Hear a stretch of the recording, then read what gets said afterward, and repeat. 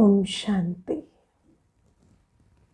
तो अपने आप को देह के धर्मों संबंधों से न्यारा कर पाते हैं या देह के धर्मों में, देह के संबंधों में, है ना, फंसे रहते हैं। बाबा आज हमें मुरली में बहुत मीठी एक बात कहते हैं कि बाबा को याद करने से हम पाप आत्मा से पुण्य आत्मा बन जाएंगे। आज मैं विचार कर रही थी कि पाप आत्मा पुण्य आत्मा क्या होती है। तो आप देखो कि आत्मा ने देह अभिमान के वश कर्म करते करते ऐसे संस्कार बना लिए हैं कि अब नेचुरली हमारा हर कर्म पाप कर्म बन जाता है ना। कहते हैं ना चाहो भी तो संकल्पों में क्रोध आता है, काम आता है, लोभ आता है, मोह आता है।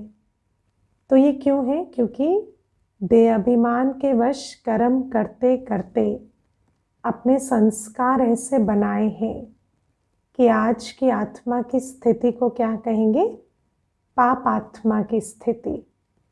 पाप आत्मा मतलब जिस आत्मा से नेचुरली पाप बनता जाता है, जो आत्मा नेचुरली विकारों के अधीन होकर संकल्प, बोल और कर्म करती जाती है। अब बाबा हमें कहते हैं कि तुम मुझे याद करोगे तो तुम पाप आत्मा से पुण्य आत्मा बन जाओगे। इसका अर्थ क्या है?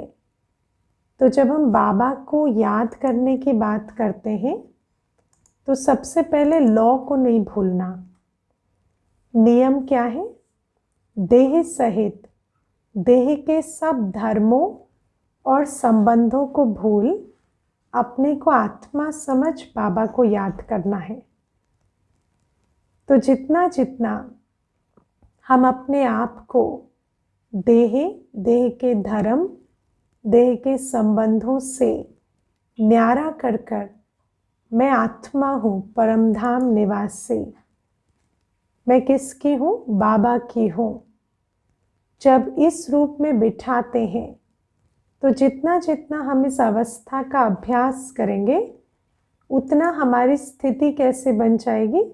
देही अभिमानी। और देही अभिमानी स्थिति बेहद की स्थिति होती है, उसमें हद नहीं होती। तो जब हम बेहद की स्थिति में कर्म करेंगे, बेहद की वृत्ति से कर्म करेंगे तो हमारे कर्म पुण्य कर्म बनेंगे, है ना। तो बाबा हमें ये नियम बताते हैं। अब हम जब बाबा को याद करते हैं तो हम चेक करें कि हम सचमुच बाबा को याद करते हैं जैसा हमें बाबा ने बताया है। देह के धर्मों संबंधों सबको भूल कर अपने को आत्मा समझकर याद करते हैं या देह अभिमान में ही फरियाद करते रहते हैं, है ना। क्योंकि भक्ति में, देह अभिमान में भगवान को पुकारने की इतनी आदत है कि अभी सचमुच ज्ञान में बाबा को कैसे याद करना है उसकी अच्छी ही मेहनत करनी पड़ती है। वरना क्या होता है, वही याद की जगह फरियाद ही चलती रहती है। तो सबसे पहले हम इस बात पर रोज ध्यान दें कि हम अपने आप को अपने देह की जाति, धर्म, देश, प्रदेश, देह का जेंडर, देह का रंग रूप, आयु, है ना, देह का रोल, पोजीशन, सबसे न्यारा कर कर मैं सिर्फ एक आत्मा हूँ और मैं किसकी हूँ? बाबा की। उस प्यार से, उस लगन से, उस बिलोंगिंग के साथ कि मैं हूँ ही बाबा की, उस प्यार से जब हम बाबा को याद करेंगे ना और समझेंगे कि जो हम बाबा को याद कर रहे हैं किस लिए, ताकि हम बाप समान बन बाबा का कर्तव्य कर सके, बाबा का राइट हैंड बन सके, बाप समान स्थिति से पावन दुनिया बना सकें। जब हमें अपना लक्ष्य और मैं किसकी हूँ बहुत अच्छे से बुद्धि में होगा, तभी याद के बल से हम पुण्य आत्मा बनेंगे। तो अपने आप को देखना है। दादी हमेशा कहते हैं ना 3 प्रश्न, मैं कौन हूँ, मैं किसकी हूँ और मेरा कर्तव्य क्या है। आज मैं अपने आप को बहुत बार ये प्रश्न पूछ रही थी, मैं कौन हूँ और मैं किसकी हूँ। क्योंकि आप देखो, वैसे तो हम थियोरेटिकली कह देते हैं मैं आत्मा हूँ, लेकिन इतने जन्मों जिन देह के अभिमानों में अपने अस्तित्व को ढूंढते आए हैं, क्या उसको बिल्कुल वो परत को उतार कर बैठ पाते हैं? क्या सिर्फ आत्मा बनकर बैठ पाते हैं? भूल जाते मैं इस देश की वासी हूँ, इस राज्य के, इस प्रांत की स्त्री हूँ, पुरुष हूँ, है ना, या वृद्ध हूँ। अगर किसी के शरीर में तकलीफ है तो भूल जाएंगे मैं बीमार हूँ, सिर्फ आत्मा हूँ। और जैसे मैं आत्मा हूँ समझ लेंगे तो आत्मा अपने गुणों में स्थित स्वतः ही हो जाएगी, क्योंकि आत्मा तो पवित्र है, शांत है। लेकिन जो चैलेंज है वो यही है कि देह के धर्मों से अपने आप को न्यारा कर कर बैठे। और फिर दुनिया में भी जो संबंध का भान है ना, हम किसके हैं? हम अपने लौकिक परिवार के हैं। यही ट्रेनिंग होती है ना हमारी। हम और हमारा सब कुछ किसका है? तो हमारे लौकिक परिवार का है। इसी ट्रेनिंग में हम 63 जन्म पलते हैं। ये देह अभिमान की ट्रेनिंग है। तो सचमुच हमें समझ आ जाए मैं बाबा की हूँ और मेरी जीवन बाबा की है, मेरा सर्वस्व बाबा का है। ये बहुत बड़ी बात है, क्योंकि हम कहीं ना कहीं ये समझते ही हैं कि हमारे तन मन धन पर, हमारे समय पर किसका अधिकार है? हमारे लौकिक संबंधियों का अधिकार है, हमारे ऑफिस का अधिकार है। अगर आप एक जॉब करते हैं तो आप यही समझते हैं ना, आपके टाइम पर, थॉट पर किसका अधिकार है? सुबह 9 बजे से लेकर शाम 6 बजे तक ऑफिस वालों का अधिकार है।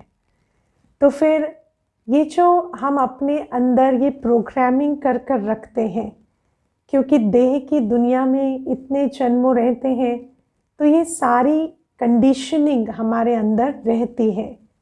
इसीलिए तो भगवान को परमधाम से आकर हमें इतना पढ़ाना पड़ता है ना क्योंकि इतने जन्मों की देह अभिमान की मैल इतनी जल्दी तो छूटने वाली नहीं है। इसीलिए तो बाबा हमें रोज़ पढ़ाता है। और देखो कितनी बड़ी बात है, रोज़ हम सुनते हैं मैं आत्मा हूँ, मैं बाबा का हूँ, लेकिन फिर भी जब डीपली विचार करते हैं तो कितनी नई रियलाइजेशन होती है। ऐसा लगता है ऐसा तो कभी सोचा ही नहीं कि मैं आत्मा देह के धर्मों से परे हूँ और मेरा जीवन, मेरा सर्वस्व बाबा का है। एक बाबा का ही मुझ पर अधिकार है। इसको हमें बहुत अच्छे से घोटना पड़ेगा, क्योंकि हमारे अंदर जो सेंस ऑफ ऑब्लिगेशन है कि हम इसके हैं, उसके हैं, इसका मुझ पर अधिकार है, उसका मुझ पर अधिकार है, वो बहुत काम करता है अंदर। और फिर हमेशा क्लैश होती है मोरालिटी और स्पिरिचुअलिटी के बीच, क्योंकि मोरालिटी जो दुनिया की हमारी कंडीशनिंग है वो हमें कुछ और कहती है। वो कहती है तुम्हारा तन मन धन, तुम्हारा जीवन किसका है? तुम्हारे ऑफिस का है, तुम्हारे लौकिक परिवार का है। और फिर जब बाबा कहता है तुम्हारा सब कुछ मेरा है, तो हम थोड़ा हिचकते हैं ना, हमें समझ नहीं आता कि सचमुच क्या मेरा सब कुछ बाबा का है। तो बाबा कहते हैं कि इन बातों को हमें बहुत अच्छे से विचार सागर मंथन करना होता है, स्मृति स्वरूप बनना होता है। फिर तीसरी बात बाबा कहते हैं मेरा लक्ष्य, मेरे जीवन का ध्येय, मेरे जीवन का ध्येय है पावन बनना और रूहानी सेवा करना। आज भी बाबा ने बार बार कहा सहयोग देना, भगवान का मददगार बनना, रूहानी हॉस्पिटल कम यूनिवर्सिटी खोलना, रूहानी सेवा, ये मेरे जीवन का लक्ष्य है। पर क्या ये हमारी बुद्धि में बैठा है? किस किस की बुद्धि में मैं कौन हूँ, मैं किसकी हूँ और मेरा लक्ष्य क्या है, ठीक से बुद्धि में बैठा है? आज खूब चिंतन मनन करना, मुझे कितना समझ में आया है, क्या समझ में आया है। और फिर बाबा हमें आज बहुत मीठी एक बात कहते हैं जिसके कारण ही ये सारा विचार सागर मंथन चला। आज बाबा कहते कर्म कुटना। हाँ, याद है आज मुरली में आया है कि हम 63 जन्म कर्म ही कुटते चले आते हैं, और फिर बाबा अभी हमें ऐसे कर्म सिखाते हैं जो हमें 21 जन्म कर्म कुटने ना पड़े। ठीक है ना? तो अब आप देखो कि कर्म कुटना मतलब क्या होता है।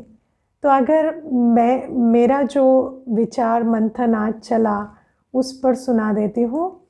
मुझे लगता है कर्म कुटना मतलब हमेशा गिल्टी फील करना, अपने आप को सेकंड गेस करना, मैंने राइट किया, रॉन्ग किया, अपनी दिल खाना, ये 63 जन्म चला आता है ना। और ये क्यों चला आता है? क्योंकि हम जो अभी बात कर रहे थे ना, क्या हमारी बुद्धि में बैठा है मैं कौन हूँ, मैं किसकी हूँ, मेरे जीवन का लक्ष्य क्या है। अब आप देखो, बुद्धि निर्णय करती है, बुद्धि परखती है। तो जो चीज़ बुद्धि में बैठी होती है, हमारे जीवन की चॉइसेस, हमारे जीवन की परख शक्ति, निर्णय शक्ति उसके आधार से चलती है। जब हम देह अभिमान में होते हैं तो मैं कौन हूँ? मैं तो इस फलाने माता पिता के संतान हूँ, ये मेरा जेंडर है, ये मेरा देश है, ये मेरा रंग रूप है, मेरा ये धर्म है, जाति है, यही बातें अंदर रहती हैं। मैं किसकी हूँ? तो अपने लौकिक परिवार की, अपने व्यापार की, अपने नौकरी की, इन्हीं की हूँ। और मेरा लक्ष्य क्या है?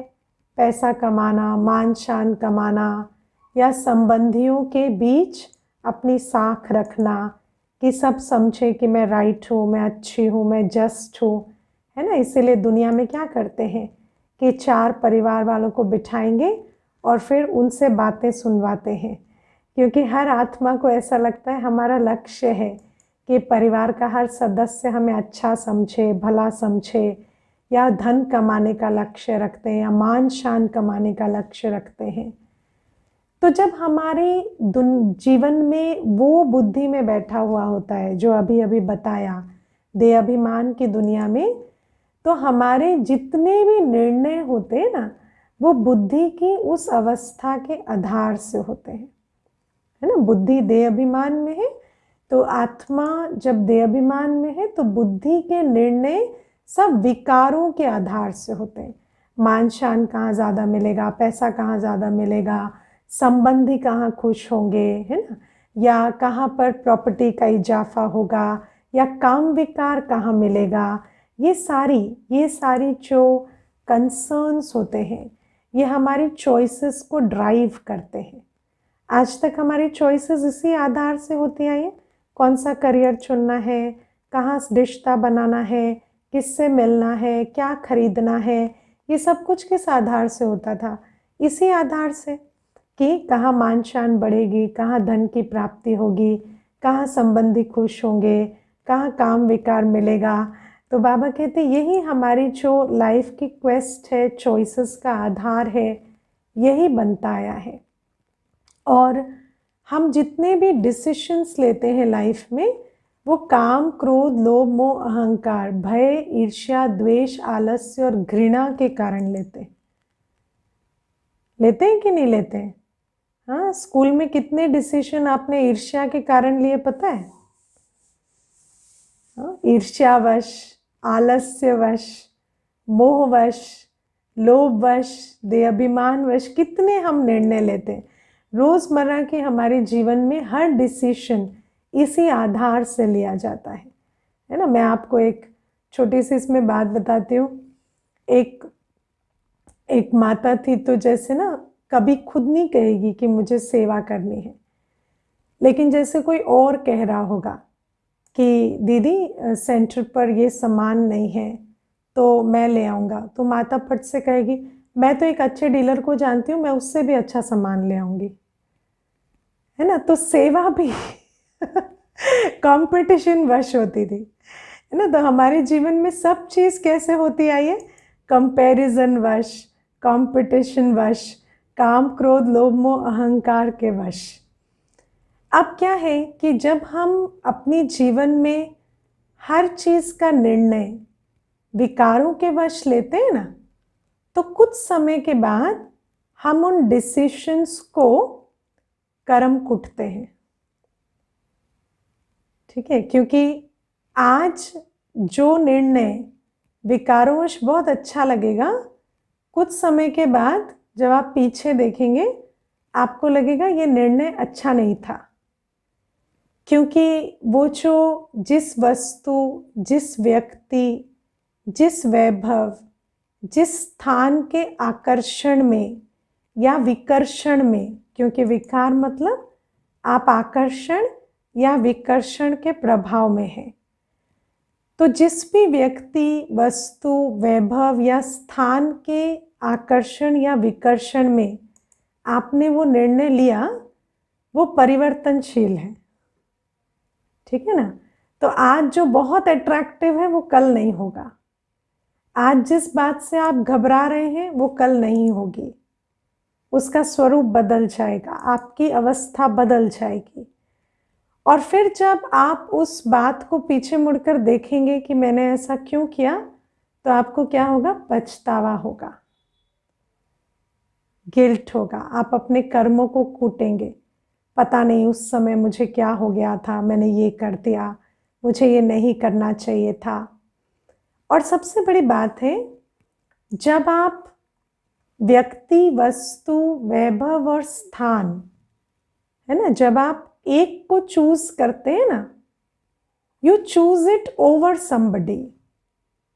जैसे आप एक व्यक्ति को चूज करते हैं तो दूसरे को रिजेक्ट करते हैं, ऐसा ही होता है ना।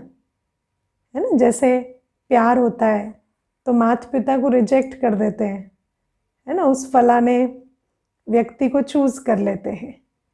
तो एक को चूज करते हैं ओवर अनदर वन, क्योंकि व्यक्तियों की दुनिया है, वस्तुओं की दुनिया है, वैभवों की दुनिया है, तो कोई इंडिपेंडेंट चॉइस नहीं होती, हमेशा कंपैरिजन होता है, इसको छोड़ना है, इसको चुनना है, इसके साथ जाना है, उसको पीछे छोड़ना है। और जब हम ऐसा करते हैं तो कुछ समय के बाद हमारे अंदर एक संकल्प चलता है, उसे नहीं छोड़ना था, इसको छोड़ना था, उसको अपनाना था, है ना, क्योंकि परिवर्तनशील दुनिया में सब कुछ परिवर्तन हो जाता है। तो ये जो कर्म कूटना है ना, ये कर्म कूटना क्यों होता है, क्योंकि हमारे चॉइसेस का आधार आकर्षण या विकर्षण है। और जब हम आकर्षण विकर्षण में, जब हम काम क्रोध लोभ मोह अहंकार भय ईर्ष्या द्वेष आलस्य और घृणा के वश चॉइसेस लेते हैं, तो कुछ समय के बाद हम उन चॉइसेस को रिग्रेट करते हैं, ठीक है। और उसके बाद हम क्या करते हैं, फिर हम गिल्टी होते हैं। फिर हम गिल्टी होके क्या करते हैं पता है, और एक बैड चॉइस लेते हैं, है ना। फिर गिल्ट भी एक विकार है, फिर उसके वश हम एक दूसरी बैड चॉइस लेते हैं, है ना। जैसे मान लो कि हम एक संबंध छोड़ के दूसरे के साथ आए, फिर गिल्टी होंगे ना, हम इसको छोड़ के फिर उसके पास जाने की वापस कोशिश करेंगे, और उसमें भी हम क्या कर रहे हैं, फिर हम विकारवश जो चॉइस ले रहे हैं वो भी एक बैड चॉइस है, फिर कल आप उसको रिग्रेट करेंगे, है ना। एक स्थान को चूज करते हैं, फिर उस स्थान से शिफ्ट करके दूसरी जगह जाएंगे, फिर उसको भी रिग्रेट करेंगे कुछ समय के बाद, क्योंकि इसके पीछे का ड्राइविंग फोर्स विकार है। जब विकार ड्राइव करते हैं ना, तो कभी भी विकारों के वश किया गया कर्म हमारे जीवन में खुशी और संतुष्टता की प्राप्ति नहीं करा सकता। ये नियम है। ठीक है, आप लोग इन बातों को समझ पा रहे हैं ना। ये जो एक विकार के वश जो कर्म करते हैं ना, फिर उसको रिग्रेट करते हैं, फिर दूसरे विकार के वश या उसी विकार के वश दूसरा कर्म करते हैं, फिर उसको भी हम कुछ समय के बाद रिग्रेट करते हैं। क्योंकि हर विकार के आधार से जो कर्म बनाते हैं उसकी सृष्टि हमें दुख देती है। समझ आया है ना? जैसे आप देखो कि मानो हमने एक जॉब चुनी, ठीक है, अब हम एक जॉब चुने और हमने देखा कि इस जॉब की लोकेशन ऐसी है जो हम घर से दूर चले जाएंगे, लेकिन पे पैकेज बहुत अच्छा है। हमने वो जॉब चुन ली। अब जो पीछे रह गए, पत्नी बच्चे जो भी थे, जो पार्टीज इन्वॉल्व थे, उन्होंने हमें बहुत गिल्ट ट्रिप किया। आप पैसे के चक्कर में वहाँ चले गए, हमें छोड़कर चले गए, हमें छोड़कर चले गए। तो अब वहाँ जाने के बाद क्या हुआ, वो पैसे का नशा तो उतर गया है ना अभी, क्योंकि पैसा तो आने लगा है। अब क्या चिंता होगी कि मैंने गलत किया है ना, उनको वहाँ पीछे छोड़ दिया, हम पैसे के चक्कर में यहाँ आ गए। अब लोभ के वश वो कर्म किया। अब मोह के वश क्या करेंगे, एक रिटर्न जर्नी प्लान करेंगे, और जब वापस आ जाएंगे फिर लोभ खींचेगा कि पैसा छोड़कर फिर इधर क्यों आ गए। तो एक विकार के वश एक कर्म करते हैं, फिर उसको कॉम्पनसेट करने के लिए दूसरा विकार खींचता है, फिर वो कर्म करते हैं, और ऐसे करके कर्म कूटते ही चले जाते हैं। हमारी सारी सृष्टि ऐसी ही बनती है। तो बाबा अब हमें क्या कहते हैं, मैं तुम्हें अब 21 जन्म कर्म कूटने से बचाता हूँ। और मैं आपको एक अनुभव सुनाती हूँ इसमें। एक बार एक भाई आए, तो वो बहुत बड़ी कंपनी में सीईओ थे, अनुभवी, बहुत दुनिया के अनुभवी, वर्ल्डली वाइज व्यक्ति। और उन्होंने मुझे एक बहुत अच्छा प्रश्न पूछा। मुझे कहते कि दीदी, आप लोग का काम अच्छा है, बातें अच्छी हैं, मुझे नहीं पता शिव बाबा है या नहीं है, लेकिन संस्था आपकी बहुत अच्छी है। कुछ ही दिन हुआ था आते हुए। फिर मुझे कहते मेरा सिर्फ एक प्रश्न है आपके लिए, आप उससे बहुत ऑनेस्टली आंसर देना। तो मैंने कहा हाँ जी पूछिए। तो कहते आप जब से यहाँ आए आपने कभी सेकंड गेस नहीं किया कि मैं यहाँ जो भी कर रही हूँ, जहाँ भी हूँ, कभी ऐसा नहीं लगा कि कहीं और होते तो बेहतर होता? उन्होंने कहा बस एक ही मेरा प्रश्न है आपसे। तो मैंने कहा पहले आप मुझे अपने प्रश्न का कारण बताना। तो मुझे कहते मैंने ना जीवन में बहुत कुछ कमाया है, बहुत मान भी कमाया है, पैसा भी कमाया है, पोजीशन भी है, लेकिन ये एक चीज़ है जो मैं हमेशा करता हूँ, अपने आप को सेकंड गेस करना। मुझे कई बार ऐसा लगता है, छोटी सी बात होती है ना, मुझे लगता है मेरी चॉइस राइट नहीं थी, मुझे ये नहीं करना चाहिए था, बहुत गिल्ट आता है। तो मुझे सिर्फ एक बात आपसे यही पूछनी है। तो मैंने उनको कहा नहीं, हमें कभी भी ऐसा नहीं लगता कि हम यहाँ नहीं होते तो बेहतर होते। तो उन्होंने कहा ऐसा कैसे? तो आज जब मुरली में उसका उत्तर आया तो मैंने सोचा सबसे बात इसी बारे में करते हैं। तो बाबा ने हमें बताया, जब तुम श्रीमत पर कर्म करते हो ना, तो तुम कभी कर्म नहीं कूटते, क्योंकि तुम्हारे जो भी कर्म है, तुम जो भी चॉइसेस ले रहे हो, उसका आधार कोई व्यक्ति, कोई वस्तु, कोई प्राप्ति, कोई वैभव, कोई स्थान नहीं है। उसका आधार कौन है? बाबा। और जब आप बाबा के आधार से, बाबा के श्रीमत पर कर्म करते हो ना, तो बाबा अविनाशी और अपरिवर्तनशील है, सागर है। तो आपको कभी ऐसा नहीं लगता कि आपने बाबा की सुनकर गलती कर दी या बाबा ने आपका साथ छोड़ दिया, क्योंकि बाबा की पालना, बाबा का प्यार बढ़ता चला जाता है। बाबा की श्रीमत पर कर्म करने का सुख बढ़ता चला जाता है।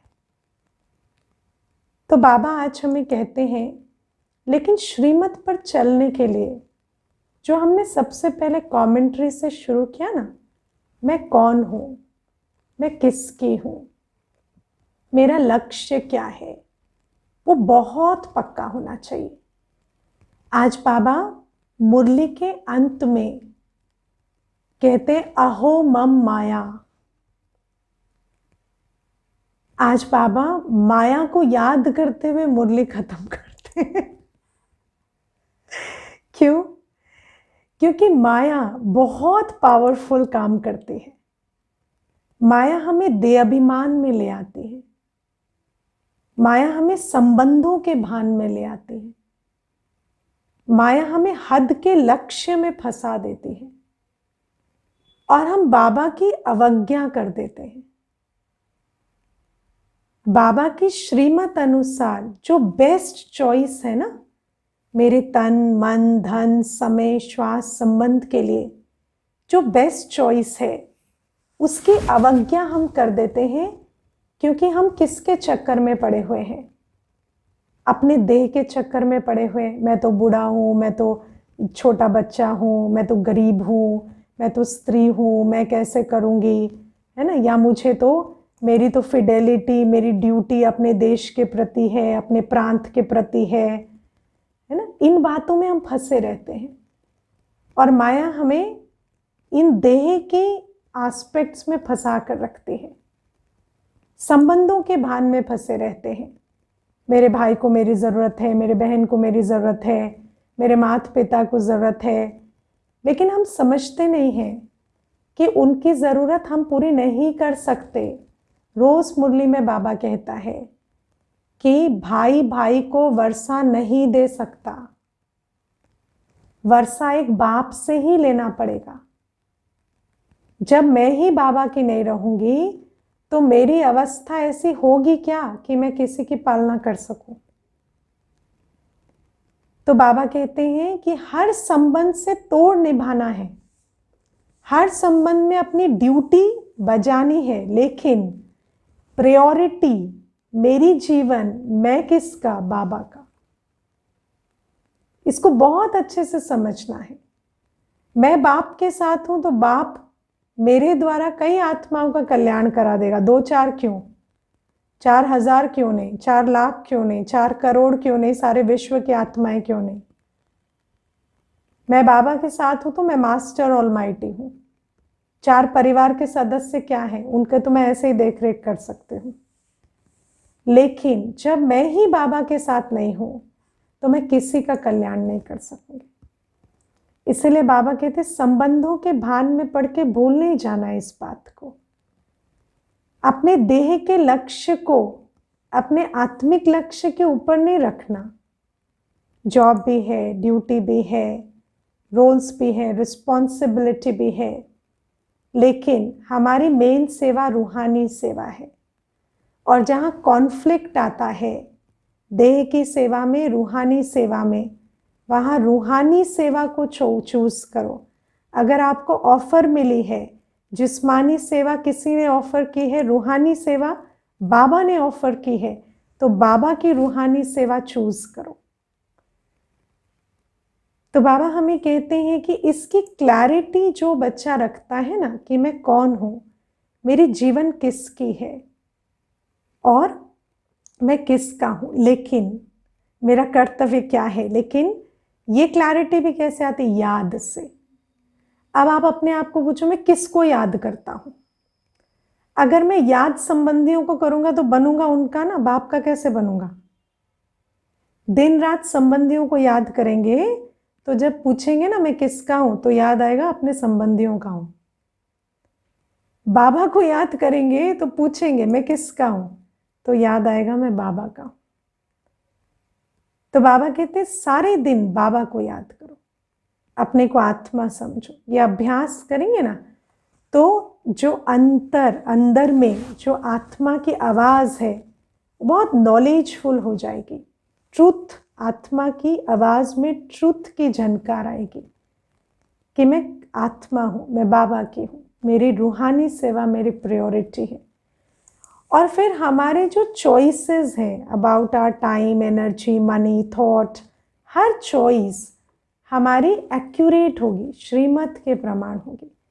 और वो जो चॉइसेस है ना वो हमें कभी भी कर्म कुटने पर नहीं लेके जाते। बाबा कहते हैं तुम ऐसे कर्म करोगे जो 21 जन्म तुम्हें कर्म कुटने नहीं पड़ेंगे।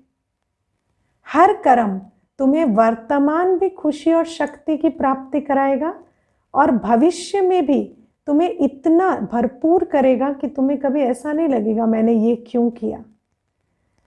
तो बाबा आज हमें ये बातें समझाते हैं। और फिर बाबा हमें कहते हैं अवज्ञा, है ना। अवज्ञा क्या होती है? देखो पहले क्या था, मैं अवज्ञा के लिए एक छोटा सा एग्जाम्पल समझेंगे। मानो आपको किसी ने फोन नहीं किया, ठीक है, वो बैठे आप बैठे, आपको किसी ने 3 बार फोन कर लिया, आपने उठाया नहीं, ठीक है, तो उसका संकल्प चलेगा आपके लिए? अगर उसने फोन किया नहीं था तो उसका संकल्प नहीं चलेगा। लेकिन अगर उसने फोन किया आपने उठाया नहीं तो उसका संकल्प चलेगा ना, है ना। अब इसमें आपने कुछ नहीं किया, आपने पहले भी फोन नहीं उठाया, नहीं किया, अभी भी नहीं किया, लेकिन क्योंकि उसने किया आपने रिस्पॉन्ड नहीं किया तो आपके साथ एक हिसाब किताब बना, करेक्ट है ना। इसलिए वो आपके प्रति संकल्प चलाएंगे। इसलिए आपको फोन उठाकर उसको राइट आंसर देना पड़ेगा।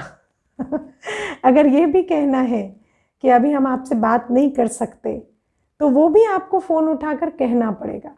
अगर कोई आपके प्रति कोई कर्म कर रहा है तो आपको श्रीमत प्रमाण रिस्पॉन्ड करना पड़ेगा, ठीक है ना। आप सोचो एक मनुष्य के साथ कर्म की गति यदि इतनी गुह्य है तो भगवान हमें रोज फोन लगा रहा है, रोज श्रीमत दे रहा है, ये करो, ऐसा करो, मुझे याद करो, अमृत वेला करो, सहयोग दो, मददगार बनो, और हम ना करें तो क्या बनता है? अवज्ञा का बोझ। समझते हो? बाप से पालना लें, प्यार लें, रोज बाबा हमारे लिए मुरली चलाए, हमारी उन्नति के लिए परमधाम से आए और हम सब कुछ सुनकर अनसुना कर दे, इसको कहते अवज्ञा का बोझ। और अवज्ञा का बोझ चढ़ता है, इसीलिए बार बार सुनते हैं पर करते नहीं हैं तो कुछ दिनों के बाद ऐसा लगता है और मुरली नहीं सुन सकेंगे, अंदर से भारीपन आने लगता है, अवज्ञा का बोझ चढ़ता है। इसीलिए बाबा कहते हैं पालना ली है तो रिटर्न तो देना पड़ेगा। इस दुनिया में लॉ ऑफ रेसिप्रोसिटी चलती है, लेने वाले को देना पड़ता है चाहे ना चाहे, और ना करे तो उसका बोझ चढ़ता है। तो बाबा हमें ये बात समझाते हैं आज मुरली में, और बाबा आज हमें डिससर्विस की भी बात करते हैं। और मुझे सबसे अच्छा लगा आज बाबा एक शब्द कहते हैं डिससर्विस करने का पुरुषार्थ मत करो। डिससर्विस करने का पुरुषार्थ कैसे करते हैं? जो हम सर्विस करने का पुरुषार्थ करते हैं ना उसका ऑपोजिट है। देखो बाबा का बनकर लायक बनते हैं तो बाबा का नाम बाला होता है, बाबा का बनकर लायक बनने का पुरुषार्थ नहीं करते, नालायक रहते हैं तो बाबा का नाम बदनाम होता है। है ना। एक छोटी सी बात है, मैं आपको किसी से मिलाऊं और आपको कहूं ये 10 वर्ष से ज्ञान में है, तो जैसे ही आप सुनेंगे ना ये 10 वर्ष से ज्ञान में है, आपके अंदर एक एक्सपेक्टेशन जाग जाएगी कि इनको तो ऐसा होना चाहिए, और फिर आप देखेंगे वो बिल्कुल वैसे नहीं है, तो क्या हो गई? आपकी डिससर्विस हो गई, है ना। इसीलिए हम बाबा से जो पालना लेते हैं वैसा हम बने, ये पुरुषार्थ है और ये करना पड़ेगा। वरना भगवान का नाम जिसके साथ जुड़ा हुआ है वो नालायक का नालायक रहे, ये बहुत बड़ी डिससर्विस है।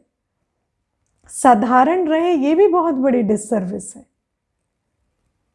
तो बाबा कहते हैं ऐसा पुरुषार्थ नहीं करो।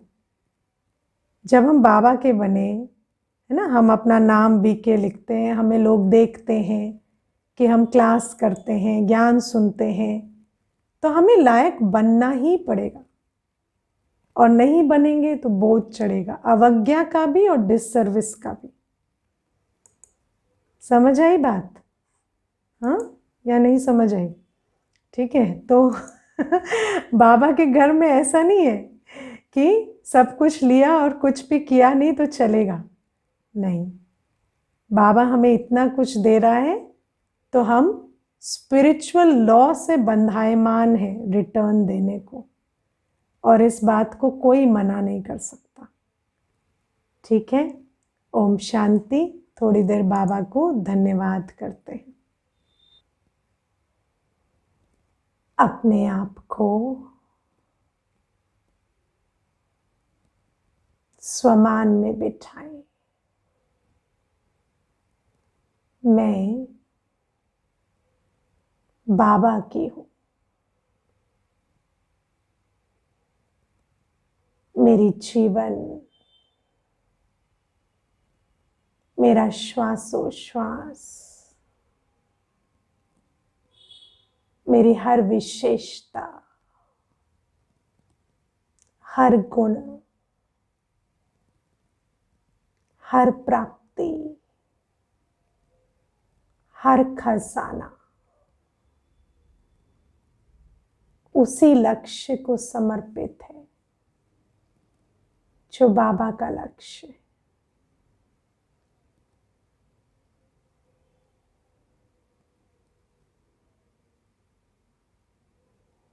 इस समय स्वयं बाप की छत्र छाया में श्रीमत पर मैं आत्मा श्रेष्ठ कर्म कर वो कर्मों की गति बना रही हूं जो 21 जन्म मुझे कर्म कूटने नहीं पड़ेंगे।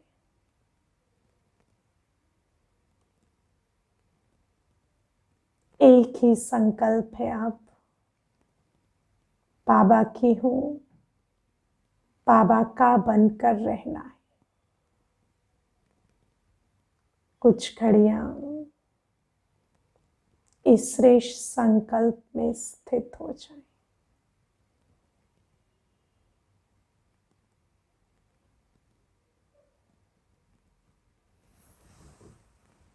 शांति।